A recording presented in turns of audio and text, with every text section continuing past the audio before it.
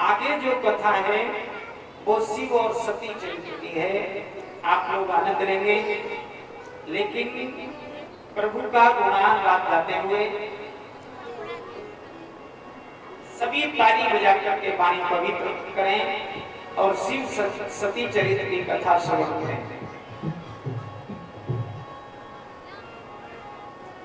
दुनिया में यही एक सुखदाई नाम, दुनिया में यही एक सुखदाई नाम, श्री राम जय राम जय जय राम, श्री राम जय राम जय जय राम, श्री राम जय राम जय जय राम।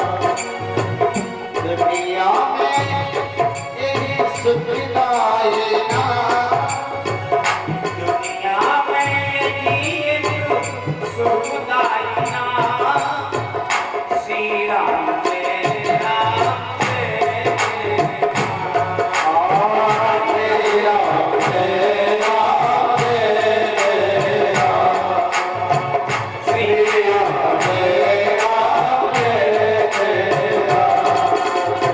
तेरे सब बिगड़े संभाल देगा काम, तेरे सब बिगड़े संभाल देगा काम, श्री राम जय राम जय जय राम, श्री राम जय राम जय जय राम।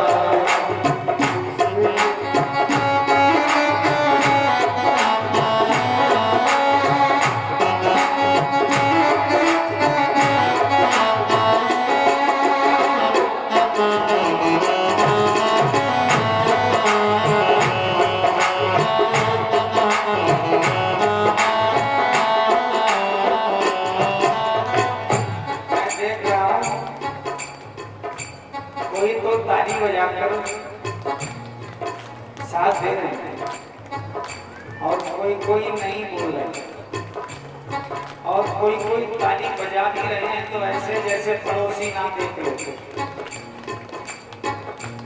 चुपचाप। देखिए, जब किसी पर क्रोध आता है तो ये हाथ बहुत जल्दी उठ जाते हैं, जबकि वहां संकोच करना चाहिए कि दूसरे को सताने जा रहे हैं, वहां कोई संकोच नहीं। लेकिन ताली बजाने में भगवान के नाम में संकोच बहुत फायदे हैं।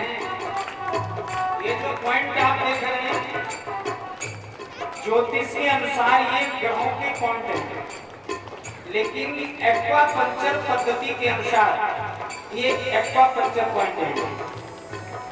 जिनकी जठराग्नि मंद हो गई है, पेट खराब रहता है, प्रातः खाली पेट 20 मिनट ताली बजा करके भजन करो।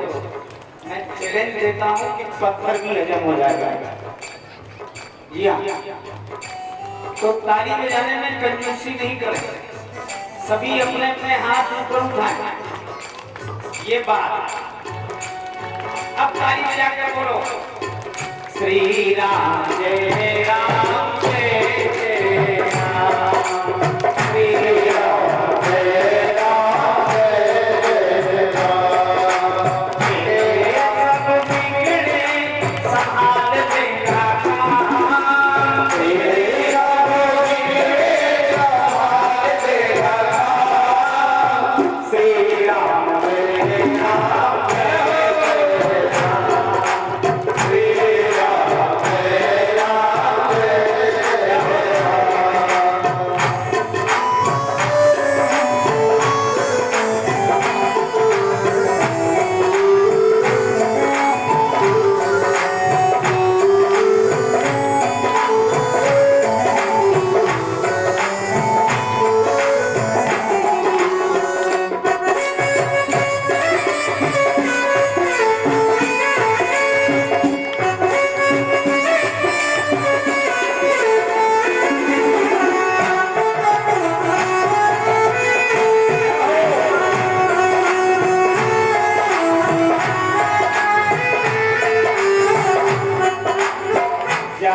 जहाँ बगले भटकना तू छोड़ दे, जहाँ बगले भटकना तू छोड़ दे, राम जी से अपना नाता तू जोड़ दे, राम जी से अपना नाता तू जोड़ दे, राम जी से अपना नाता तू जोड़ ले, राम जी से अपना नाता तू जोड़ ले, तुझे सारे कष्टों से देगा आराम, तुझे सारे कष्टों से देगा आराम, श्री राम जय राम जय राम, श्री राम जय राम जय राम, श्री राम जय राम जय जय राम, श्री राम जय राम जय राम, श्री राम जय राम जय राम, श्री राम जय राम जय राम, श्री राम जय राम जय राम, श्री राम जय राम जय राम, श्री राम जय राम जय राम, श्री राम जय राम जय राम, श्री राम जय राम जय राम, श्री राम जय राम जय राम, श्री राम जय राम जय राम, श्री राम जय राम जय राम, श्री राम जय राम जय राम, श्री राम जय राम जय राम, श्री राम जय राम जय राम। प्रेम से बोलो राजा रामचंद्र की, पवन सुत हनुमान की, याभ्याम विना न पश्यन्ति श्रद्धा स्वान्तास्थमीश्वरम्, भवानी शंकरो वंदे। मां भवानी और शिव की वंदना करते हुए गोस्वामी जी लिखते हैं, ये कौन है? बोले श्रद्धा विश्वास रूपिणो, श्रद्धा और विश्वास के रूप में। कितनी श्रद्धा और कितना विश्वास है, और रहते कहाँ ये? बोले कैलाश पर, पर्वत ज्ञान का प्रतीक है। तो श्रद्धा विश्वास वही होते हैं जहां ज्ञान होता है। अपने में डाल करके देखें, मंथन करके, तो या तो श्रद्धा विश्वास वहां है जहां ज्ञान है, और या फिर वहां है जहां ज्ञान नहीं है, पढ़े लिखे नहीं है। और जितने बीच वाले हैं वो तो तीसरे दिन चंद्रमा पे घर बनाने जाते हैं। बोलो गोविंद भगवान की। कितनी श्रद्धा और कितना विश्वास है कि सती भवानी के सहित एक बार भगवान त्रेता में कुछ दिन रहे कुंभज के महिमा। मां भवानी और भगवान शिव कुंभज ऋषि के यहाँ कथा सुनने गए। क्या कही थी? हमें तो थोड़ा ज्ञान हो जाता है तो हम तो विचार कर लेते हैं वही कथा है, हम सब जानते हैं। गोस्वामी जी लिखते हैं, जो ये कहते हैं कि हम सब जानते हैं वो कुछ नहीं जानते। सो जाए जाहे देही जना, सो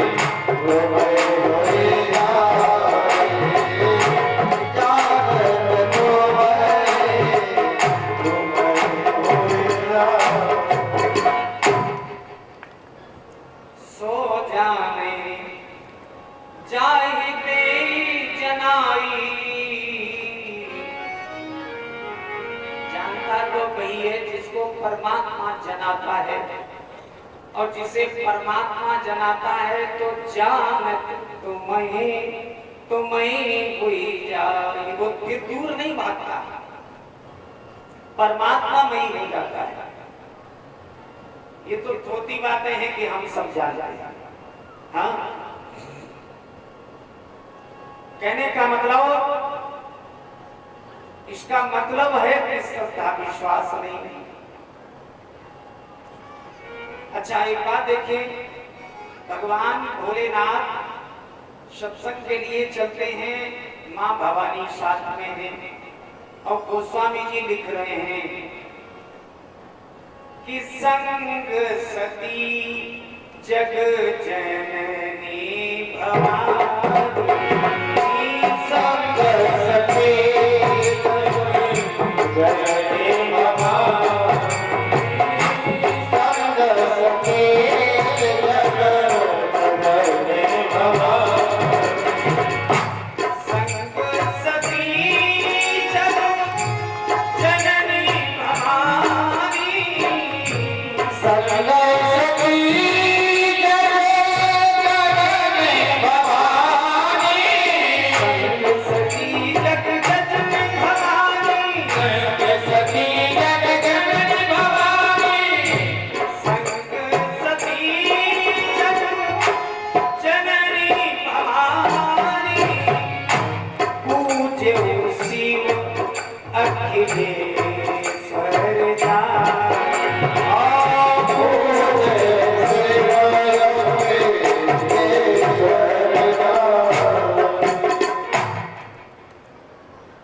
सती जी साथ में, लेकिन बहुत उपाधियां लेकर जा रहे हैं, बहुत उपाधियां।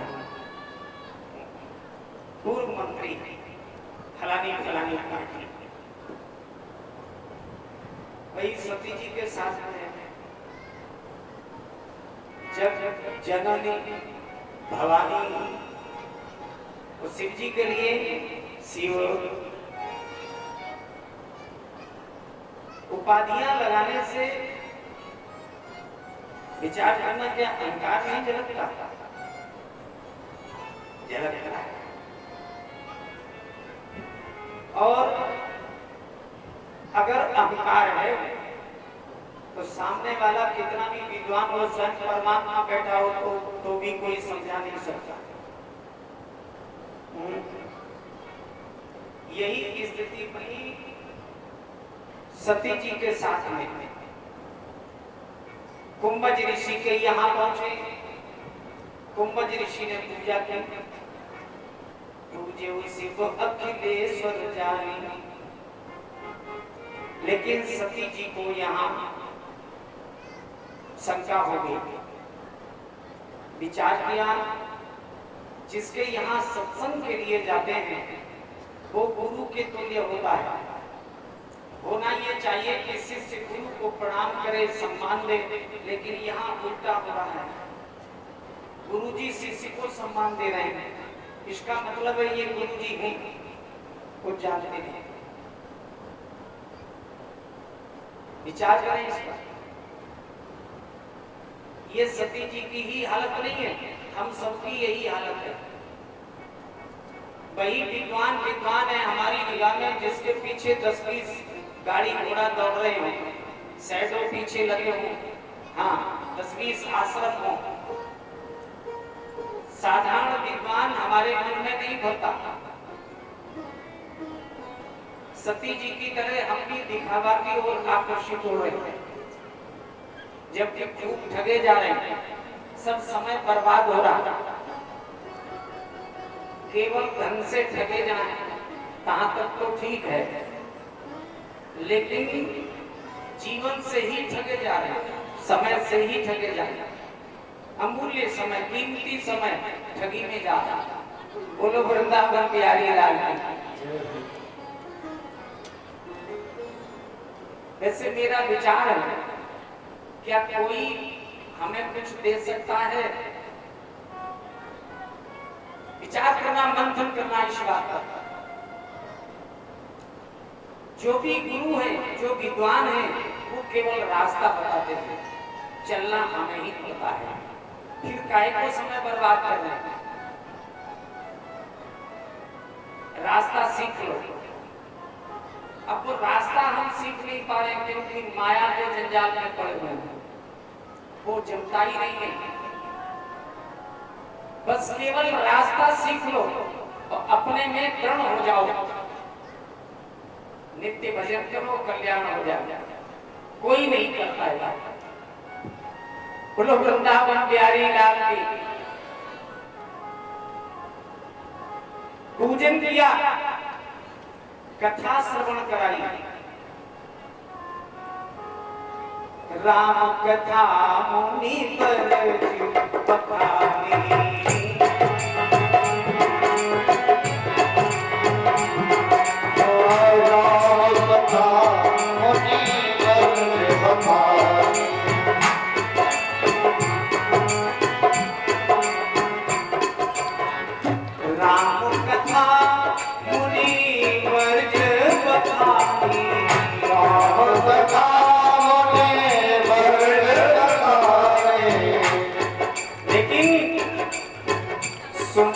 महेश भरण सुकुमारी, सुने महेश भरण सुकुमारी, सुने महेश भरण सुकुमारी।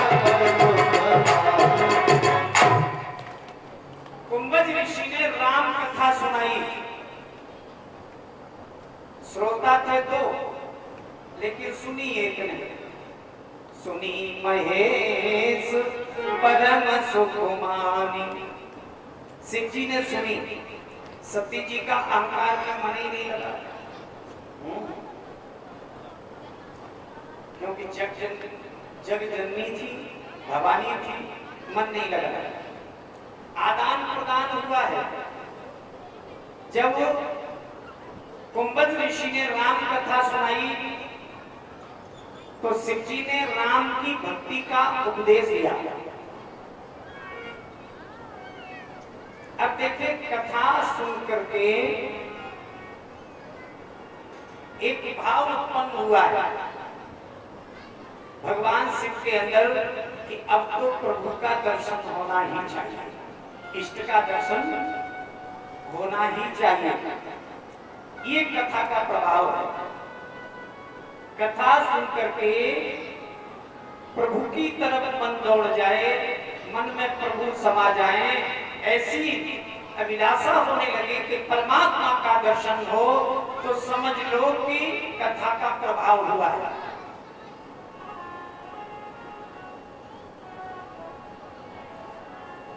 बोलो शंकरदेव भगवान की।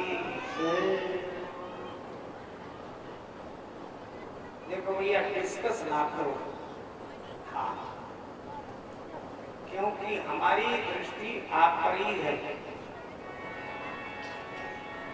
और आपकी दृष्टि जब हमसे मिलती है तो हमें भी अच्छा लगता है, और डिस्कस करने लगते हो तो मेरा भी फिर मन भटक जाता है। तो डिस्कस बात है, पहले सुन लो, ज्यादा समय भी नहीं है, 1.5-2 घंटे। हाँ, थोड़े मन को मार के बैठे रहो और डिस्कस ना करो।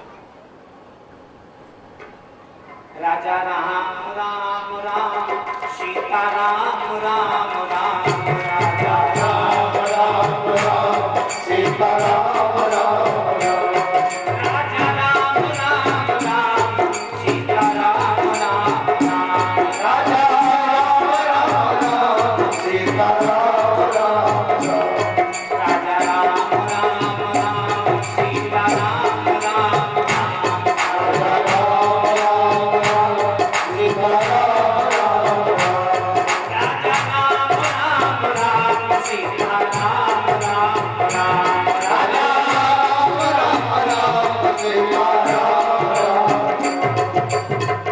प्रेम से बोलो राजा रामचंद्र की। तो हम क्या बता रहे थे? परीक्षित जी, आप भी भटक जाते हो। थोड़ा सा समय दे दो, ज्यादा नहीं। बोलो गोविंद भगवान की।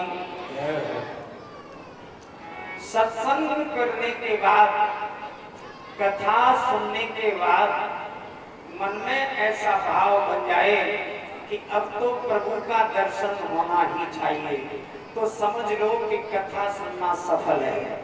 और ये भाव अगर जागृत नहीं हुआ तो फिर कथा का कोई मतलब नहीं रहा।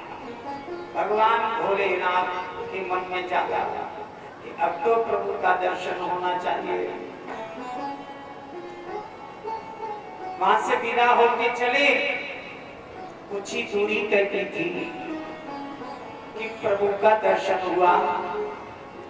अब प्रश्न ये उठता है कि प्रभु कहाँ मिले? बोले गंगा के पार हो चुके थे, श्री दशरथ मरण हो चुका था।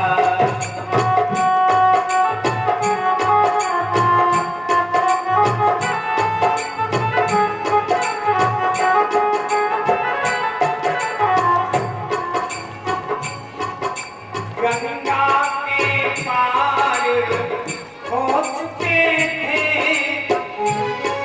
श्री दशरथ मरण हो चुका था। सोप्री तो मित्रता हुई न थी, पर सीता मरण हो चुका था।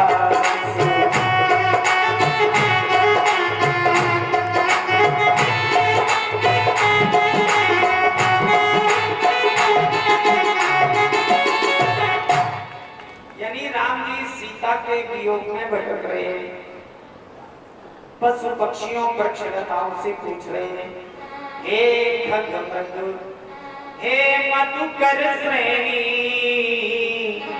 और तुम देखी सीता मृगनयनी।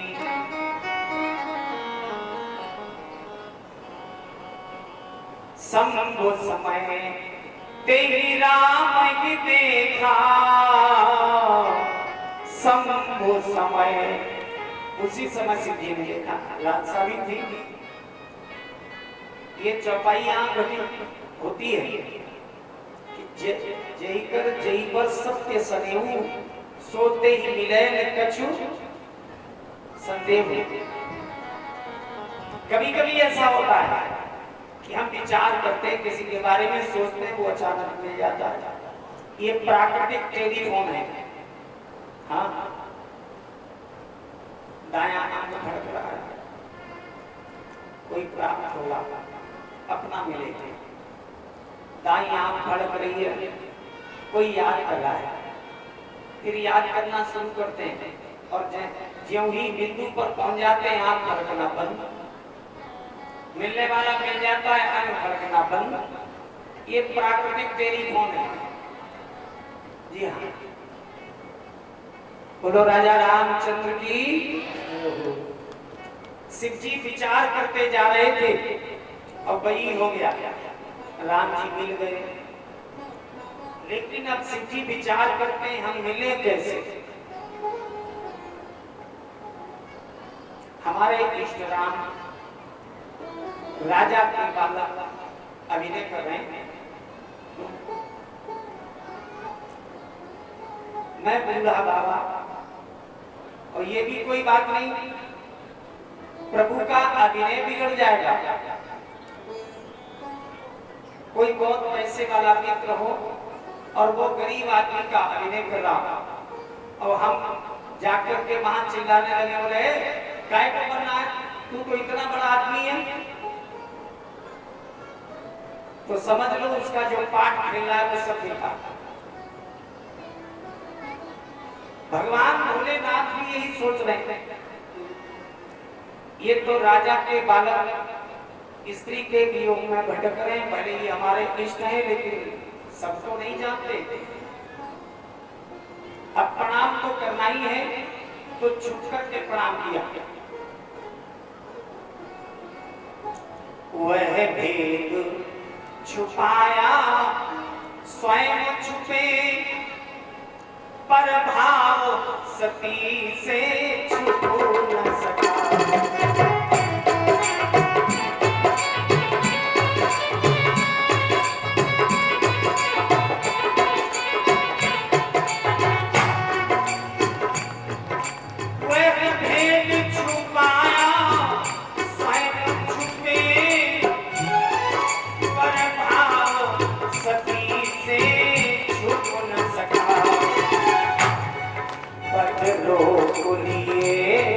रुक गए आप पर जय श्री राम रुक न सका।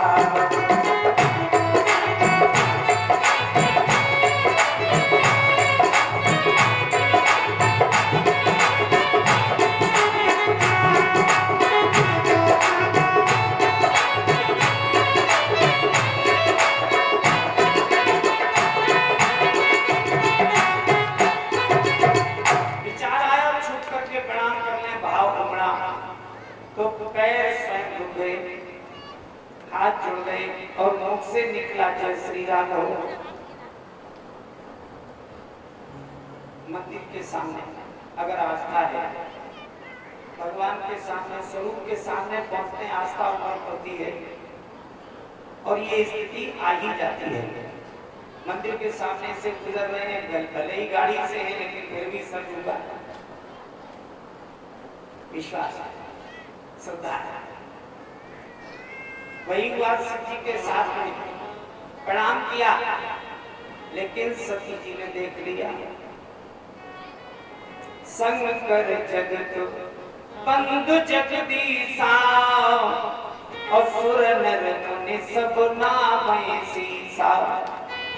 हमारे भोलेनाथ जगत के बंधनी सुर नर मुनि सभी को नमन करते हैं, लेकिन वो तीन दालन कीन प्रणाम, तो राजा के बालकों को प्रणाम कर रहे हैं।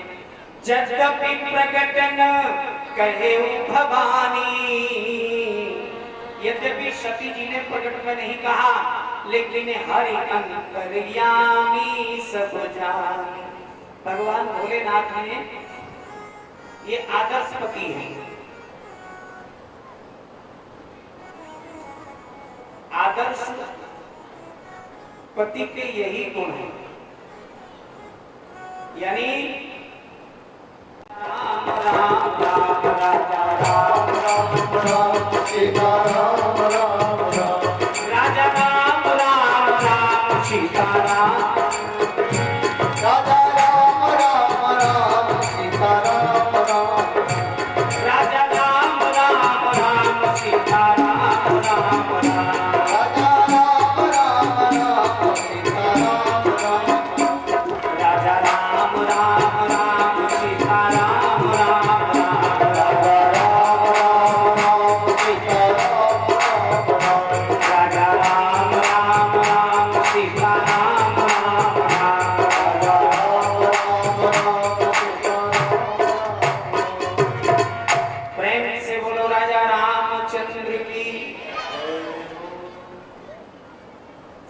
एक सज्जन बड़े अधिकारी टाइप के थे,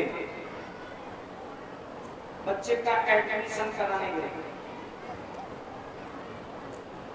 बड़ी प्रशंसा की अपने बच्चे की। महाराज मेरा बच्चा बहुत होशियार है, बहुत होशियार है, सारे गुण ही गुण है। टीचर से कहा भाई एडमिशन करो, टीचर भी खुश हो गई।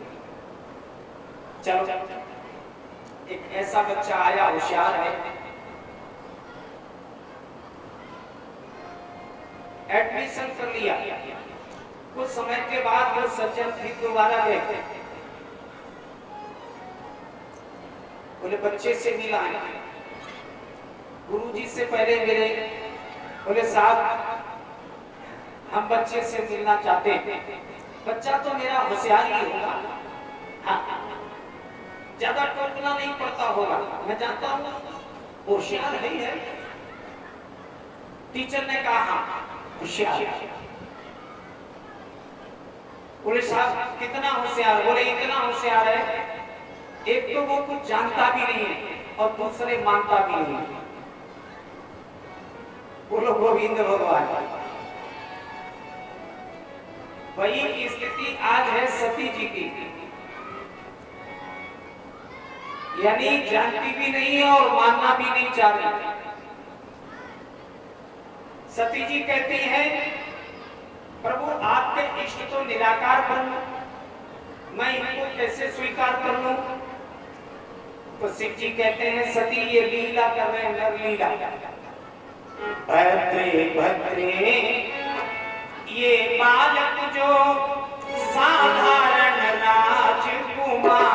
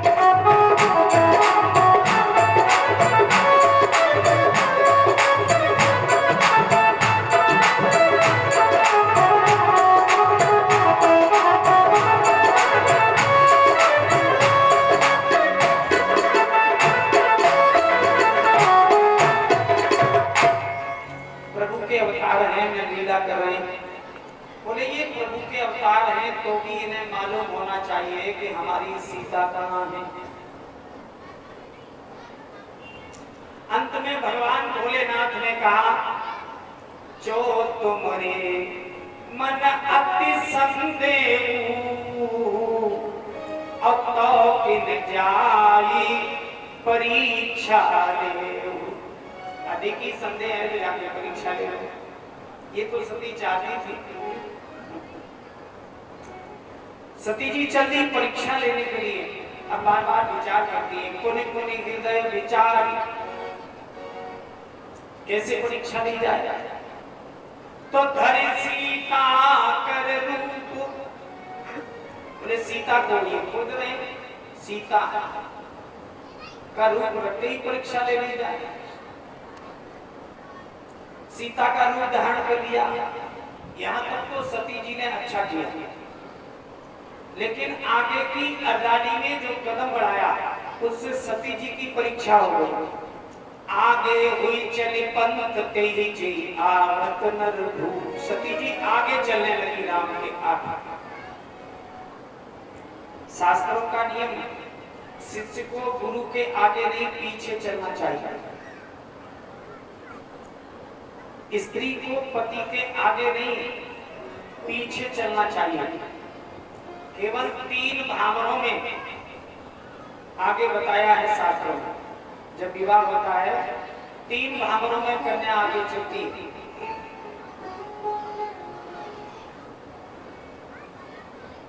और वो क्यों बोले, अर्थ धर्म, वैसे 4 भावरों का ही लेके शास्त्रों में 4 पुरुषार्थ होते हैं, अर्थ धर्म काम मोक्ष। तो 3 में आगे चलाया अर्थ धर्म काम। इनके बारे में ये देवियां अच्छी तरह जानती हैं। अर्थ आप खूब कमाओ, लेकिन ये उजाड़ने पे आ जाए तो लाने लगेगा हमारा धर्म। खूब धर्म करो, लेकिन ये पतन की तरफ जाने लगी, बच नहीं पाएंगे। काम वो भी इनसे ही सिद्ध होता है। जी हाँ, जितने भी संत महान पुरुष हुए उनके साथ में देवियों का बहुत बड़ा हाथ रहा। स्वामी रामकृष्ण परमहंस का नाम लिया हमने, उनकी पत्नी का बहुत बड़ा त्याग।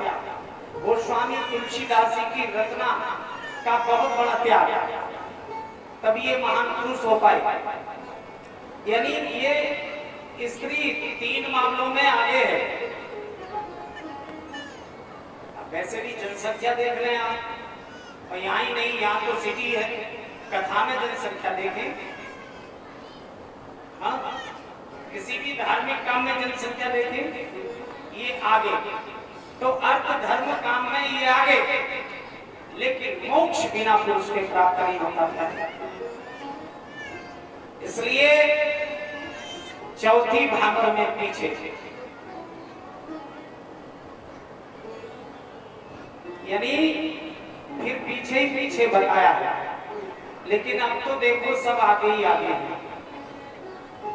ये तो मैत्री है, फिर भी बचे हैं हम लोग। महानगरों की कोई दशा खराब। बच्चों से पूछो मम्मी कहाँ है, बोले ऑफिस गई है। पापा कहाँ है, बोले रसोई घर में।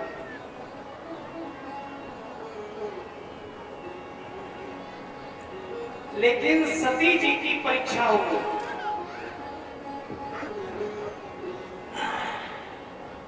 अब राम जी ने तो पहचान लिया प्रभु घटघट की जानने वाले,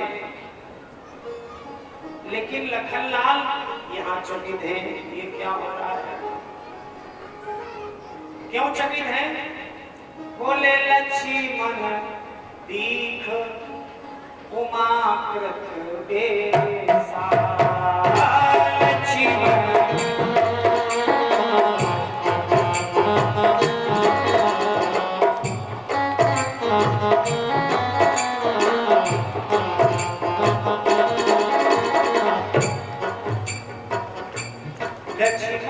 दीख उमाकृत बेसा।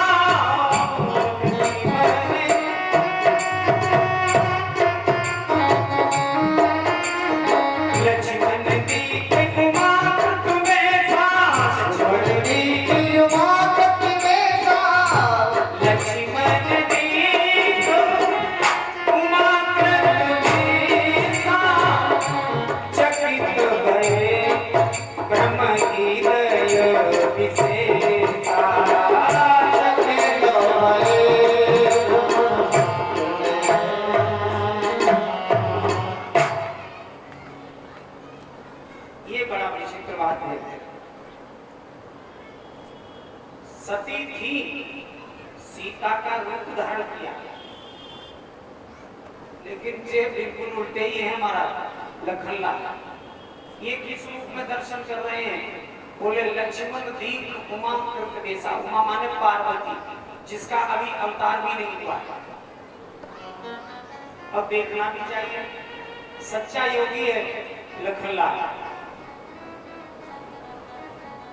लखनलाल राम कथा में साधारण पात्र नहीं है। जी हाँ, यानी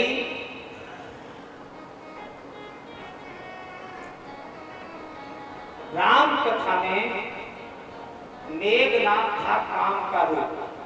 मेघनाथ काम का रूप, जिसका वध किसने किया? लखनलाल। बड़ा ही सुंदर कथा है, सुनाते हैं।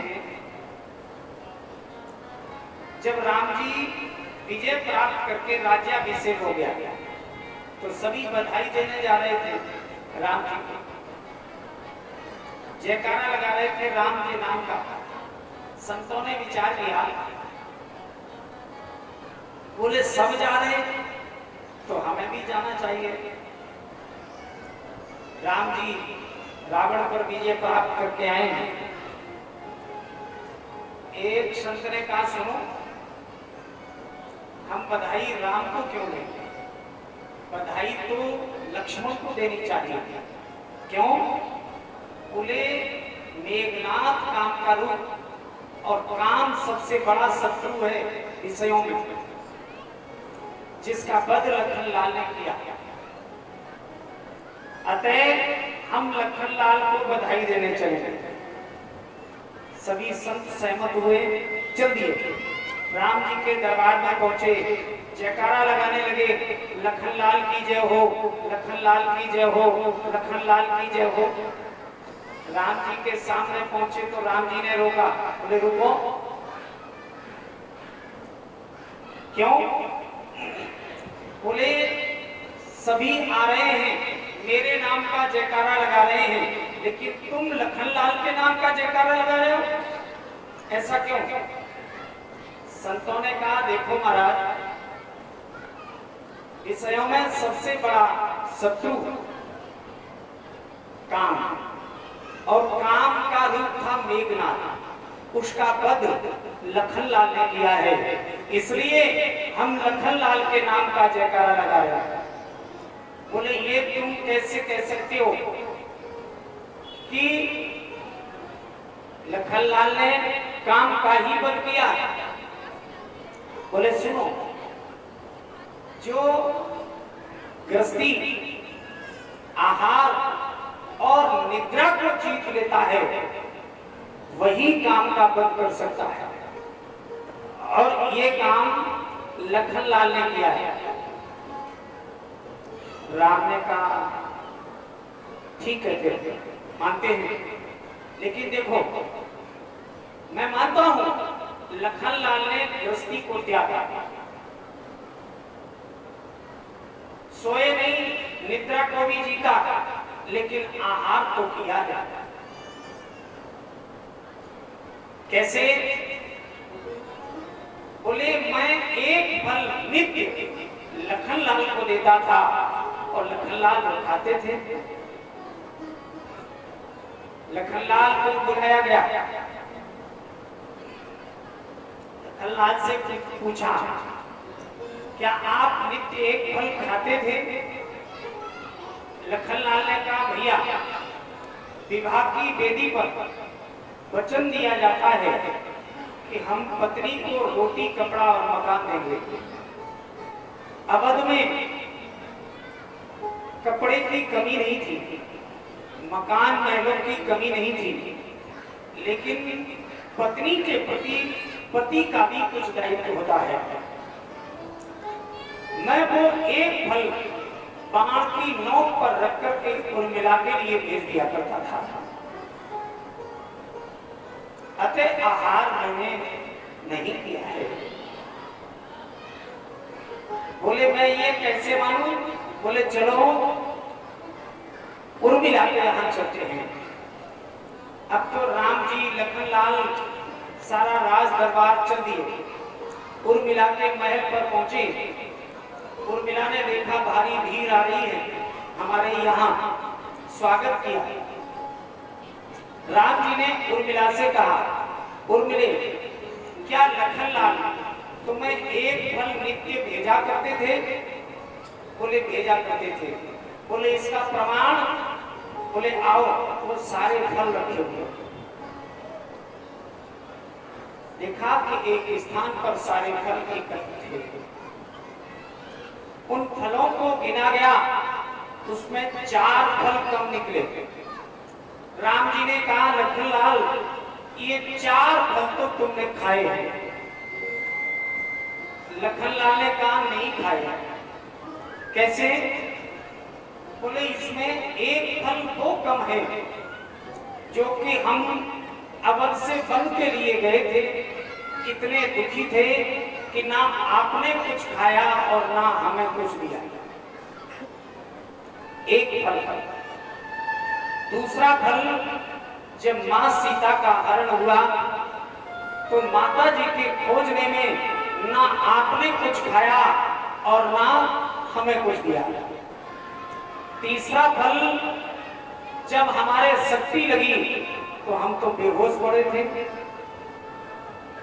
3 हो गए। चौथा फल वो कम है, जब हम उधर से वापस आए तो खुशी में ना आपने कुछ खाया और ना हमें कुछ दिया। लखनलाल की जीत हुई। कहने का मतलब लखनलाल साधारण बात नहीं है, सच्चा योगी है। और केवल लखनलाल ही नहीं, राम कथा में जितने भी पात्र हैं, एक एक पात्र में त्याग भरा हुआ है।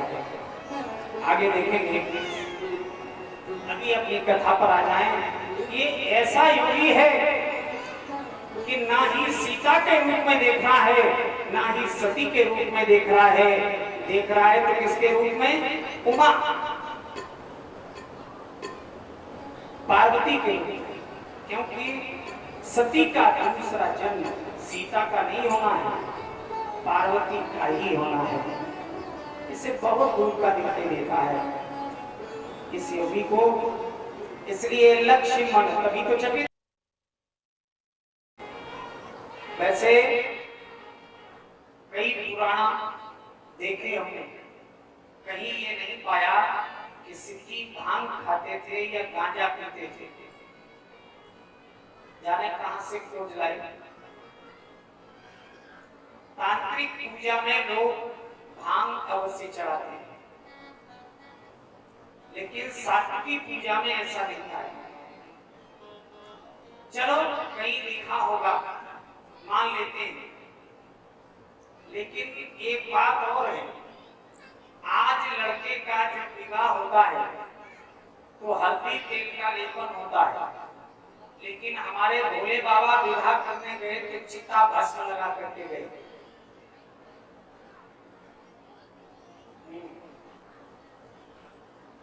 अब मेरा मतलब है,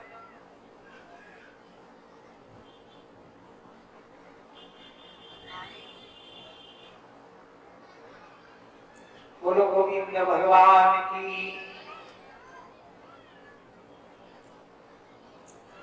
यानी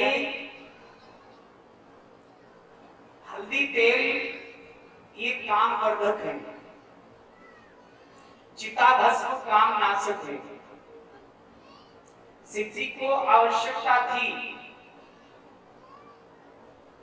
काम को नष्ट करने की, लेकिन आपको वर्धन की आवश्यकता है। इसलिए सिद्धि के लिए उचित था, आपके लिए उचित नहीं। फिर नशा सो नशा, बोलो गोविंद भगवान की। आज जब राम जी ने पूछा भगवान भोलेनाथ कहाँ हैं, तो सती जी विचार करने लगी ये क्या हुआ। मैं आई थी परीक्षा लेने के लिए, लेकिन हमारी परीक्षा हो गई। अब तो भागना चाहा, भागी भागने ना पाई, आगे देखा श्री राम खड़े।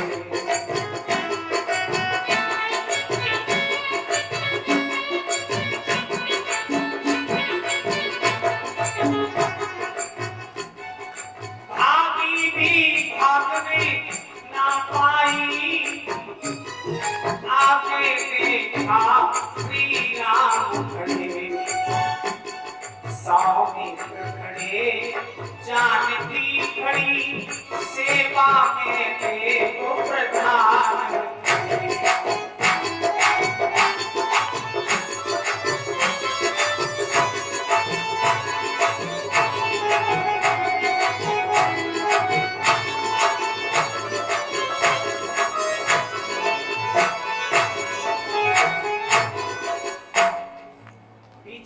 देखा सभी देखो,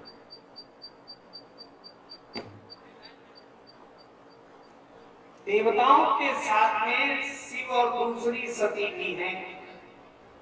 अब तो हृदय कंपतनो सुधि कछुनाई, और नयन मोदी बैठी मगमा। नेत्र बंद करके वहीं बैठ गई।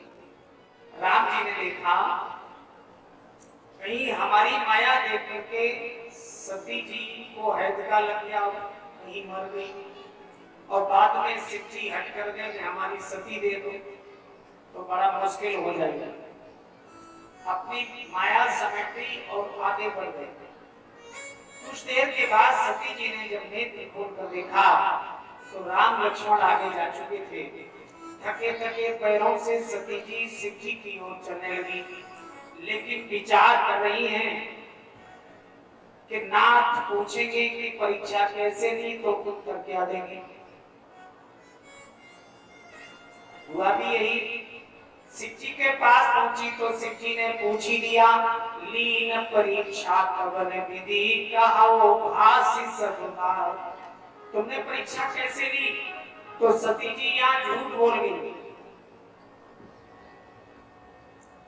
कछु न परीक्षा लीन गुसावनी,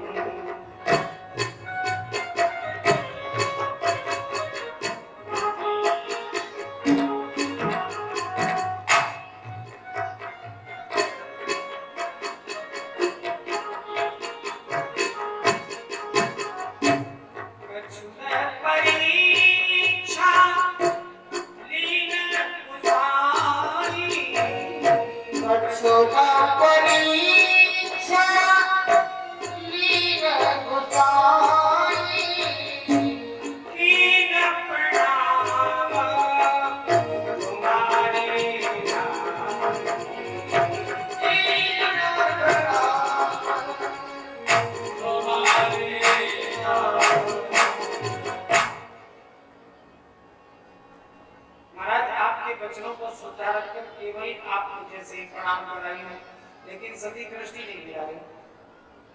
ऐसे आदमी से चैतन्य रहना चाहिए। आदमी अगर दृष्टि से दृष्टि मिलाकर बात ना करे तो समझ लो कि अच्छा आदमी नहीं है, बहुत दूर रहे उससे, कुछ छुपा रहा है। शिव जी को भी शंका हो गई, आज सती जी दृष्टि मिलाकर बात नहीं कर रही, तो तब शंकर देखे उधर ध्यान किया शिव जी ने, तो पाया कि सती ने सीता का रूप धारण किया। राम हमारे इष्ट की पत्नी सीता यानी मां के तुल्य हुई, मां का रूप धारण किया। ऐसे छल छिद्र सरोवर से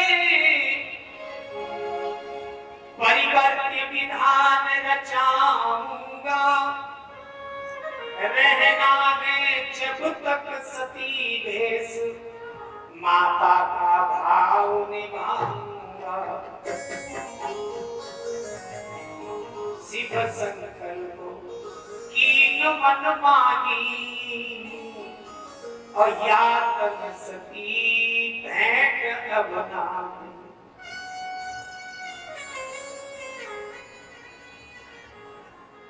संकल्प ले लिया। देवतागणों ने आकाश मार्ग से पुष्पवृष्टि की, जय जयकार का घोष किया। धन्य है भोलेनाथ, तुम्हारे समान संकल्प कौन ले सकता है, तुम प्रभु की भक्ति में समर्थ हो। विचार करना, कलयुग में भी 100 वर्ष की उम्र है,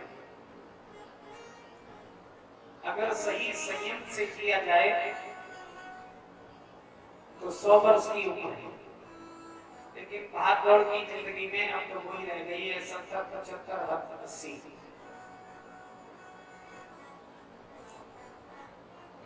चार भाग कर दो तो हो गया 25 वर्ष। शास्त्रों में बताया कि 25 वर्ष तक ब्रह्मचर्य का पालन करो। 25 वर्ष तक ब्रह्मचर्य का पालन करने वाला कभी गृहस्थी जीवन में झुकिया टूट नहीं सकता। 25 से 50 गृहस्थ जीवन का पालन, गृहस्थ आश्रम, और 50 के बाद वानप्रस्थ। वानप्रस्थ का मतलब गृहस्थी में रहो लेकिन अपने विचार बदलो, स्त्री को मां के रूप में देखो। वही तो शिव जी ने किया है, मां का व्यवहार करना। क्या ये संभव है? काय भैया परीक्षित जी, संभव है ये?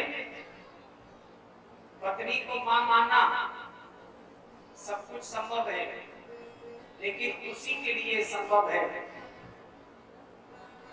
जो भजन करता है। हर एक के लिए संभव नहीं, भगवान भोलेनाथ के लिए संभव है। आज संकल्प ले लिया है। सती जी बार बार पूछती है आकाशवाणी सुनकर के, नाथ आपने क्या संकल्प लिया है, हमें भी बता दो। लेकिन शिव जी ने कुछ नहीं बताया। शिव जी की संत बढ़ती है। शिव जी नहीं चाहते कि बता करके सती जी को कष्ट दिया जाए, कष्ट तो वैसे भी मिल रहा है।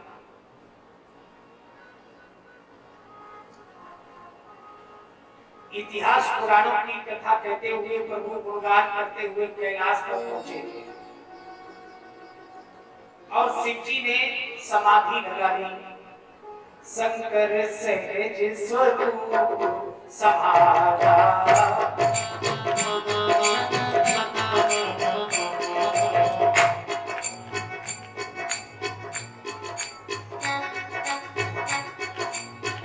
शंकर सहज स्वरूप सहारा, शंकर सहज स्वरूप सहारा, लागी समाधि अखंड अपारा, लागी समाधि अखंड अपारा।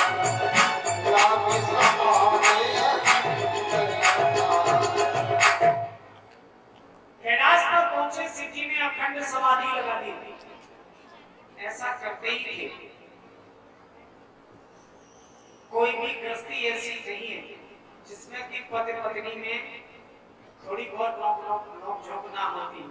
हाँ, होती है, यानी झगड़ा होता है। लेकिन जब झगड़ा होता है तो पत्नी लेके सूटकेस तैयार करके के लिए प्यारे मायके मत भेज देना। विवाह से पहले कन्या मायके में माता पिता के परतंत्र होती है, विवाह के बाद स्वतंत्रता में कोई भी कदम उठ सकता है। इसलिए मायके मत भेज देना, वही करना जो शंकर जी करते थे, समाधि लगानी। लेकिन एक बड़ा मुश्किल है,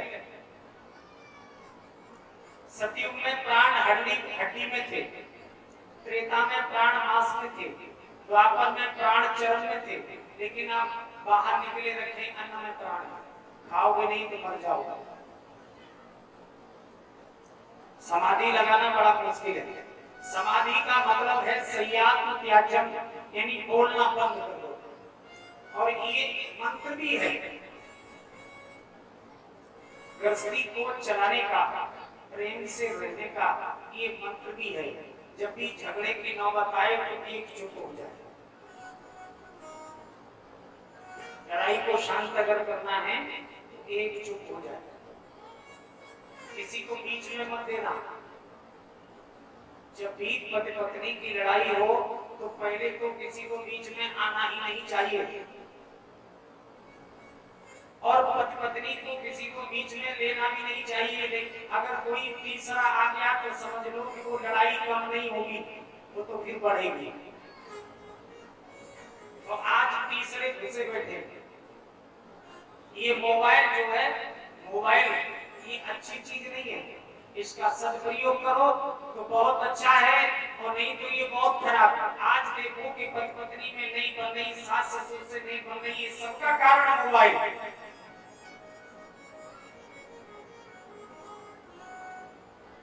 तुरंत फोन लगता है मायके, और मायके से बढ़ावा मिलता है। मायके वाले भी आप पहले जैसे नहीं, जो कि अपनी बेटी को डांटते थे, दबाव देते थे, लेकिन अब तो बढ़ावा देते हैं। अब इनको क्या कहेंगे कि ये बेटी का जीवन संभालना चाह रहे हैं या बिगाड़ना चाह रहे हैं? मेरे विचार से तो बिगाड़ना चाह रहे हैं।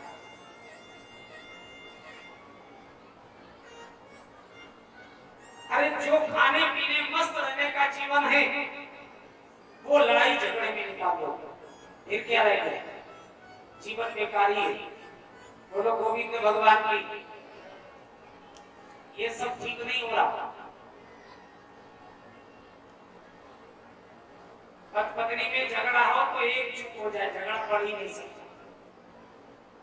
शिव जी समाधि लगा दी, बोलना बंद कर दिया, और ये सबसे बड़ा कष्ट स्त्री के लिए घोर नरक कि पति बोलना बंद कर देते, अपने आप क्रोध शांत हो जाता है। और शिव जी की जब समाधि लगती है तो थोड़े दिनों के लिए नहीं, अखंड समाधि। अब सती जी, जब शिव जी ने रुष्ट हो गए तो जितने भी शिव जी के गण हैं सती जी से कोई नहीं बोलता। खिलाफ पार्टी नेता लोग द्वेष नहीं मानते आपस में। खिलाफ पार्टी कौन मानता है? जनता, हम लोग मानते हैं। नेता तो सब एक है। अब देखें कि जितने भी गण हैं सती जी बोलना चाह रही लेकिन कोई नहीं बोलता।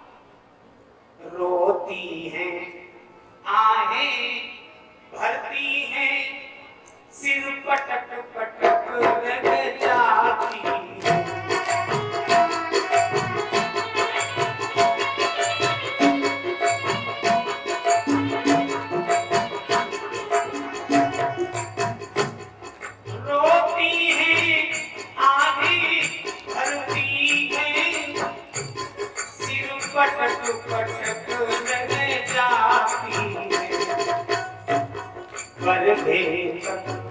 पट तक धूनी तक शिखरों पर चढ़कर आती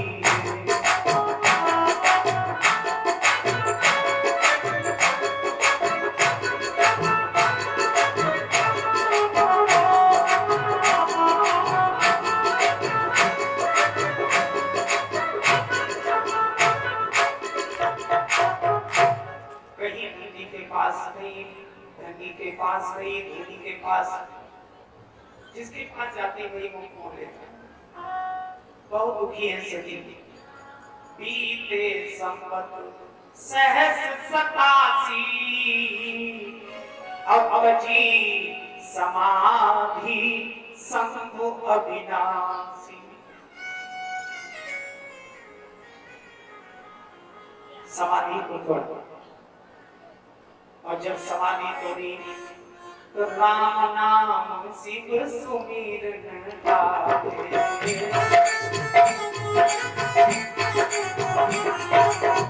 राम नाम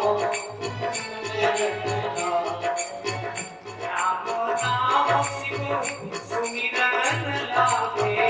राम नाम शिव सुमिरन लागे। जाने सती जगतपति जाने। जाने सती जगतपति जाने। जाने सती जगतपति जाने।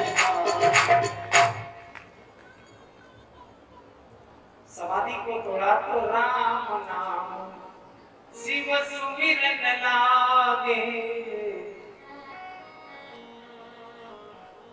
आप भी जब समाधि को तोड़े तो सबसे पहले मुख से प्रभु का नाम ही निकालें। आपसे समाधि से मतलब जब सो करके जाओ, जब सोने के लिए जाओ बिस्तर पर बैठ जाओ, जो भी समय है आपके पास प्रभु का भजन करो। क्योंकि गृहस्थी जीवन में सब कुछ होता है लेकिन भजन के लिए समय नहीं होता। अगर भजन करना चाहते हो तो आप कर सकते हो। ये पहले सारे नियम थे, और जब तक ये नियम धर्म रहे तब तक सुख और शांति रही हमारे समाज में, संसार में। और ये नियम धर्म जब से त्याग दिए तभी से दरिद्रता छा गई और क्लेश बढ़ गया। परमात्मा हमेशा आपके साथ है।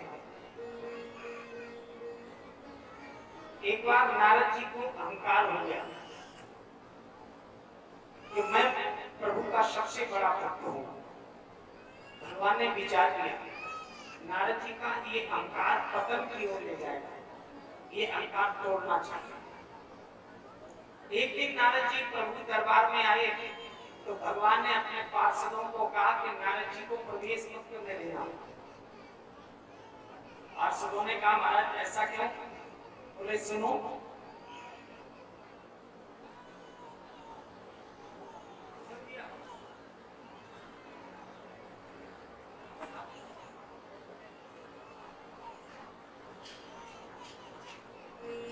बोलो गोविंद भगवान की।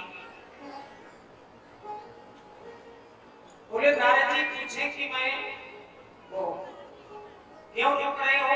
बोले प्रभु किसी अपने परम भक्त का चित्र बनाओ। वही हुआ, पार्षदों ने नारद जी को रोक दिया, आप अंदर नहीं जा सकते। प्रभु की आज्ञा। क्यों? बोले प्रभु अपने परम भक्त का चित्र बना रहे हैं। रुकना पड़ा नारद जी को, बेहोशी। लेकिन नारद जी एक जगह टिकने वाले कहा, इधर उधर घूमने लगे। एक स्थान से देखा कि भगवान दिखाई दे रहे। भगवान चित्र बना रहे, लेकिन वो नारद जी विचार कर रहे थे कि परम भक्त भगवान का और कोई हो ही नहीं सकता, मैं ही हूं, मेरा ही चित्र बनना होगा। 24 घंटे भजन करता हूं, लेकिन जब चित्र पर दृष्टि पड़ी तो वो चित्र नारद जी का नहीं था, किसी अन्य भक्त का था। नारद जी को बड़ा क्रोध था। प्रभु को तो केवल दिखाना था, अहंकार कम करना था। प्रभु ने आज्ञा दे दी तो नारद जी अंदर पहुंचे तो भगवान तो बिखर पड़े, लड़ने लगे। अरे मैं 24 घंटे भजन करता हूं आपका, लेकिन ये परम भक्त कोई दूसरा हो गया, ये आप मेरे साथ अन्याय कर रहे हैं, अच्छा नहीं कर रहे। भगवान ने सांत्वना दी, देवर्षि तो तुम हो हमारे प्रिय हो, लेकिन परम भक्त नहीं है। ये कैसे परम भक्त है? बोले ये फोटो ले और जाकर के देख ये कैसे परम भक्त है। नारद जी चल दिए, फोटो लेकर के मृत्यु लोक में आए। यहाँ इन्होंने नारद जी ने देखा कि वो फोटो एक किसान से मिला। भगवान ने कह दिया था दिनचर्या देख करके आना। नारद जी देखने लगे, वो किसान खेत पर था, खेत का काम किया, शाम को घर गया, पशुओं को चारा डाला, घर में अंदर गया, सभी से पूछा किसी को कोई कष्ट तो नहीं है। बाहर आया, भोजन करके घाट पर बैठे।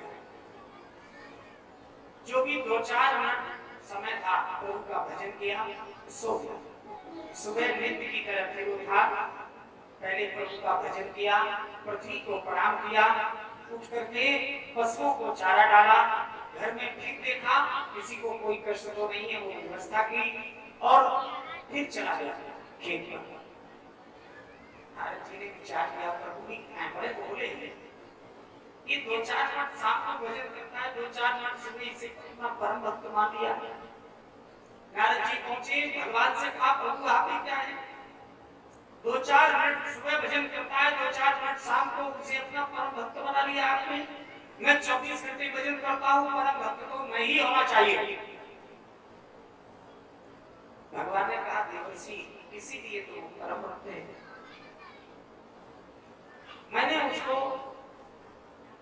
कर्म दिया है, वो अपने कर्तव्य का पालन कर रहा है, उसके बाद भी समय बचा करके मेरा भजन कर लेता है, मुझे याद करता है। और आपको केवल एक ही कर्म दिया है, भजन का, उससे अहंकार नहीं है, आपको अहंकार हो गया। मैं 24 घंटे भजन करता हूं, इसलिए वो मेरा कर्म है। जीवन में संस्कार धारण करो, अपने संस्कारों को हम लोग त्यागते जा रहे हैं, इसीलिए पतित होते जा रहे हैं। मेरे कहने का मतलब जो भी समय है सुबह शाम प्रभु का भजन करो। घाट से उतरो तब पैर पृथ्वी पर तब रखो जब पृथ्वी को प्रणाम करो। अपने हाथों का दर्शन करो। कराग्रे वसति लक्ष्मी, लक्ष्मी जी का, सरस्वती जी का, भगवान नारायण का दर्शन करो, नित्य क्रिया आरंभ करो। जीवन में अगर ये संस्कार धारण करोगे तो कभी आपका पतन नहीं हो सकता, गारंटी है। हमेशा उत्थान होगा। बोलो सदगुरुदेव भगवान की। नियम संयम जीवन में आप कुछ धारण नहीं करना चाहते, बाबा जी उद्धार कर दें। कोई रास्ता ही बता सकता है और कुछ नहीं कर सकता। अपनी बात पर आ जाए। शिव जी जागे, राम नाम शिव सुमिरन लागे, और जागे सती जगत पति जागे। भोलेनाथ जागे, सती दौड़ करके आई, चाहे शंभु पत बंद गौरीना।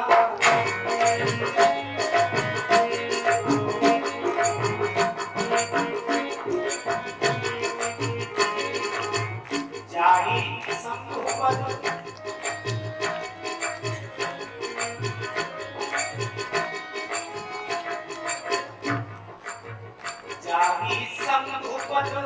बंधन कीना, जाहि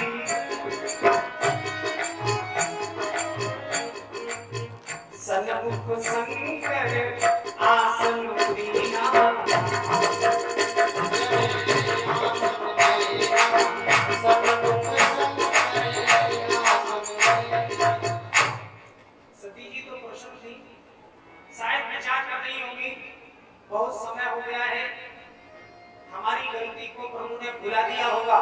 लेकिन प्रणाम किया तो सनमुख शंकर आसन दीना, सामने आसन दिया। पत्नी का आसन बामान होता है, लेकिन अपने से बड़े का आसन सामने होता है। सामने आसन दे दिया,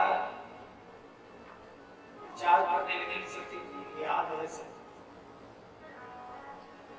तब तक देखा कि आकाश मार्ग से विमान जा रहे हैं, जिनमें गंधर्व गायन करते जा रहे हैं, देवांगनाएं नृत्य करती जा रही हैं। तो सती जी ने पूछ ही लिया, बोले नाथ ये विमान कहाँ जा रहे हैं? शिव जी ने कहा सती तुम्हारे पिता ने यज्ञ की रचना की है, ये विमान तुम्हारे पिता के यहाँ जा रहे हैं, इनमें तुम्हारे बहन बहन रिश्तेदार जा रहे हैं। और ये रिश्तेदार भी ऐसे ही हैं कि कैलाश से होगी, क्योंकि रास्ता और नहीं होगी और भी होगी, हाँ, लेकिन कैलाश से होगी नहीं, क्योंकि सब जानते हैं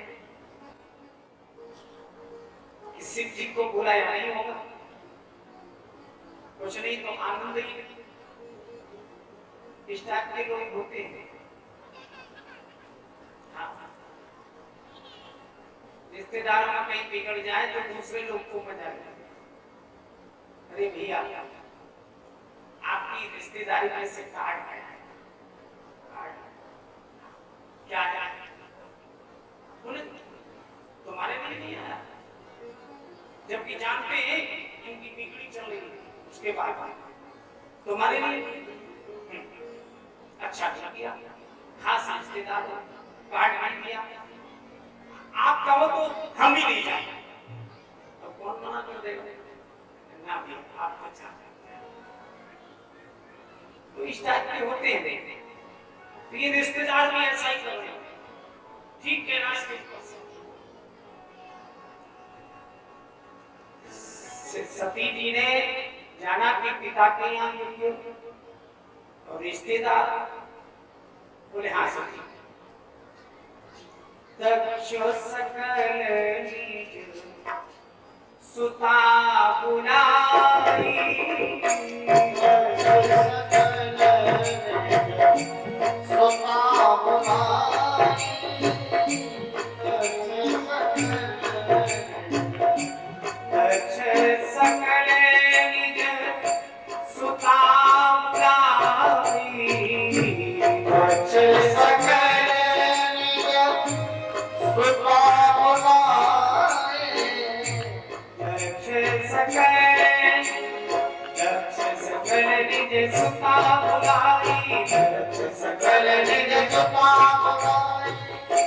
हमारे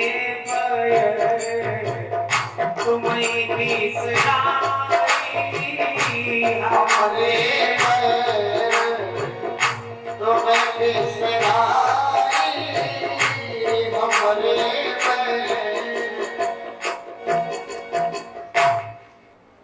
तुम्हारे पिता ने अपनी सभी कन्याओं को रिश्तेदारों को बुलाया, लेकिन हमारे मेरे बैर के कारण उन्हें छोड़ दिया। बोले हाँ, तुम्हारा पिता दक्ष प्रजापति हुआ, सभा में आया, ब्रह्मा जी में बैठा था, सभी सभासद होकर खड़े हो गए, मैं और ब्रह्मा खड़ा नहीं हुआ। बस इतनी सी बात को लेकर के तुम्हारा पिता नाराज हो गया, और खड़े होकर दक्ष चिल्लाने लगा, ऐ सभासदों, ये शिव जिसके लिए हमने अपनी कन्या वरण की है, नग्न रहने वाला, कैलाश का वासी, भस्म रमाने वाला, त्रिशूल डमरू धारण करने वाला, इसने मेरा अपमान किया है। मैं इसको श्राप देता हूं कि आज से इसे यज्ञ में भाग प्राप्त नहीं होगा।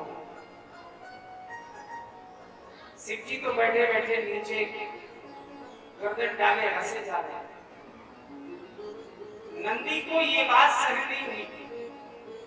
नंदी खड़ा हो गया, बोले दक्ष तुमने मेरे स्वामी का अपमान किया है, मैं सहन नहीं कर सकता। मैं तुम्हें श्राप देता हूं कि जिस मुख से तुमने मेरे स्वामी का अपमान किया है वो तुम्हारा मुख ही नहीं रहेगा। शिव जी ने टोका नंदी को, ये तुमने क्या किया? मूर्ख के साथ में मूर्ख नहीं बनना चाहिए, ये तुमने उचित नहीं किया। चलो अब हमारा यहाँ रुकना उचित नहीं है। शंकर जी नंदी को लेकर वहां से चले आए। कहने का मतलब शिव जी वही याद दिला रहे हैं कि इतना सा दोस्त था और तुम्हें भी नहीं बुलाया। तो सती जी ने कहा, थोड़ी प्रसन्नता हुई है सती को, होती भी है देवियों को।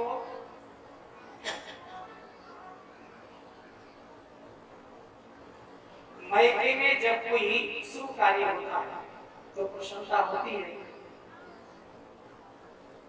विचार करती है। वैसे तो रोज नहीं जा पाती, लेकिन चलो इसी बहाने से घूम आए। सती जी भी इसी विचार में है और प्रार्थना करने लगी, महाराज जो महेश मोहि आए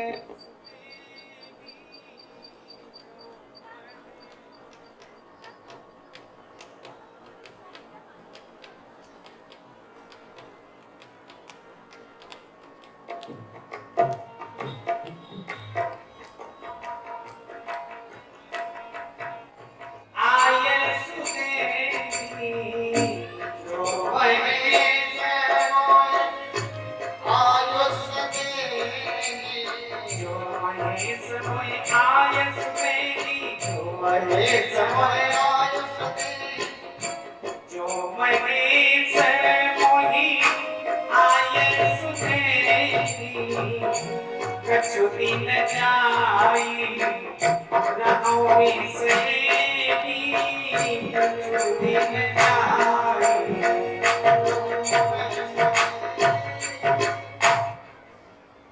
जो बड़ी चालाकी से प्रार्थना कर रही है सती जी की। जो महेश मोहि आयस देगी और कुछ दिन जाई रहो मिस, यानी कुछ दिन रहोगी। ओके, क्योंकि जानती है अगर हम ये कहेंगे कि बुला लाना तो कह देंगे हम जाएंगे ही नहीं, तो पहले से ही बात काट दी। बोले आ जाएंगे उधर से भेज देते। शिव जी ने कहा नहीं सती नहीं भेज सकते, क्यों नहीं भेज सकते?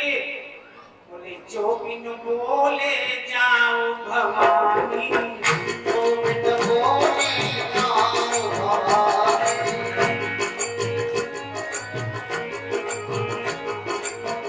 जो बिन बोले जाओ भवानी, जो बिन बोले जाओ भवानी,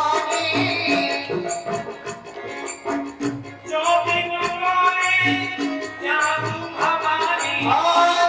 बिन बोले जाओ भवानी।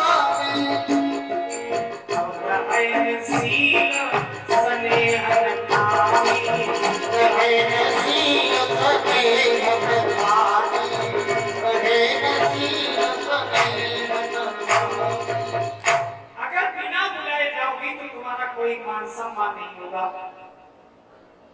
जगति मित्र प्रभु पीतु गुरु के हाव और जाए बिनु बोले न संदेहा।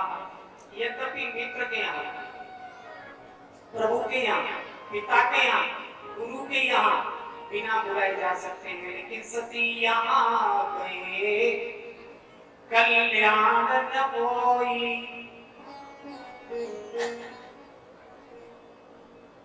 यहाँ जाने पर कल्याण नहीं होगा, बहुत समझाया है शिव जी ने, लेकिन सती जी हल कर गई। सती जी साथ साथ गलती कर सकती है, तो स्त्री को क्या दोष है, साधारण स्त्री बड़ा खुश हो गई होंगी, ये तो हमारे अंदर की बात है। लेकिन सती जो गलती कर रही है वो अपने लिए नहीं, पति के लिए। शब्द का भाव, शिव जी के इष्ट राम है, राम के इष्ट हैं शिव। हाँ, ये बराबर के देवता है, ब्रह्मा विष्णु महेश।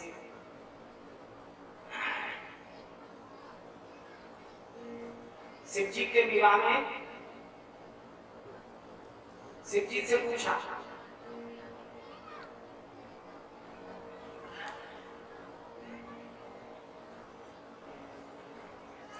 बोले तुम्हारे पिता का नाम?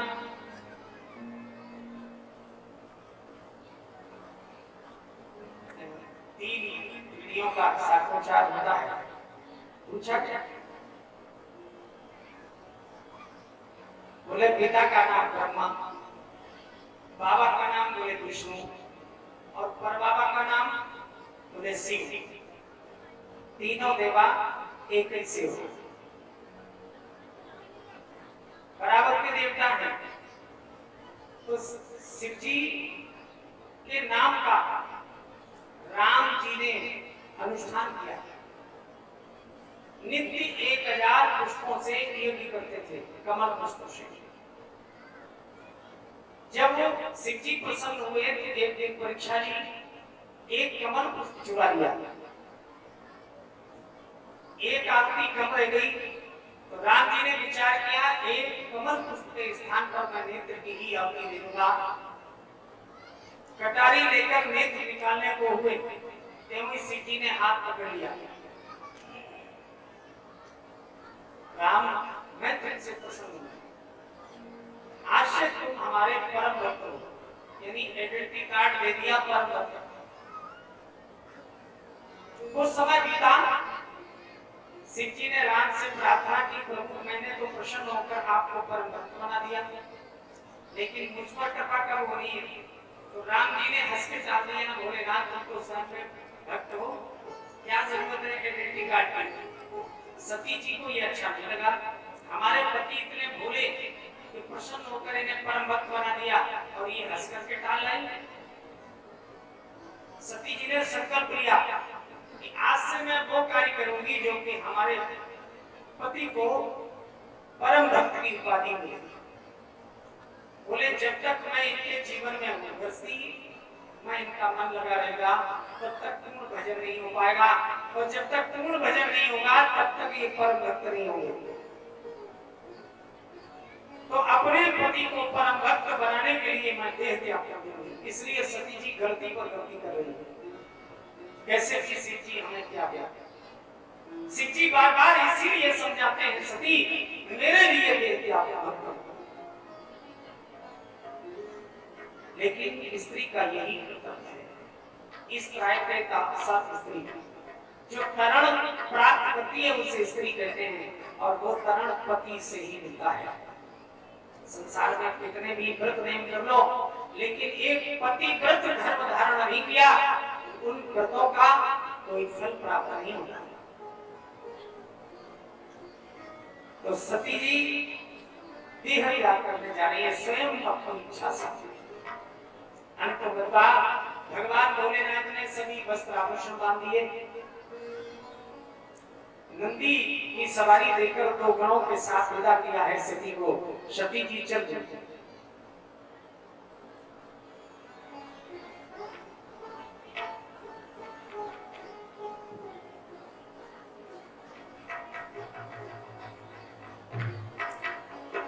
शिव जी का भजन करते हुए गण सती को लिए चले जा रहे हैं। दक्ष के यहाँ पहुंचे। दक्ष ने पहले से ही कह रखा था, सती या शिव हमारे आए तो कोई मान सम्मान नहीं करेंगे। किसी ने कोई मान सम्मान नहीं किया, केवल मां प्रेम से मिली है। सादर धरेगी मिली एक माता, सादर बनी है मिली एक माता।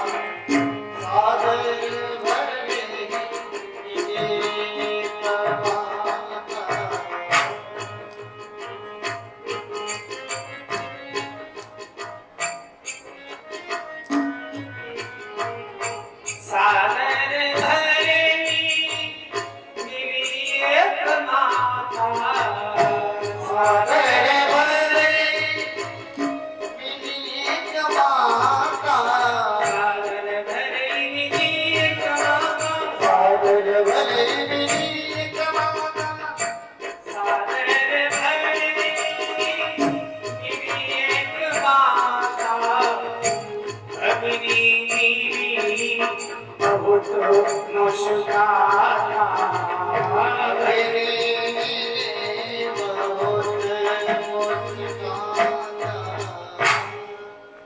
केवल मां प्रेम से मिली है।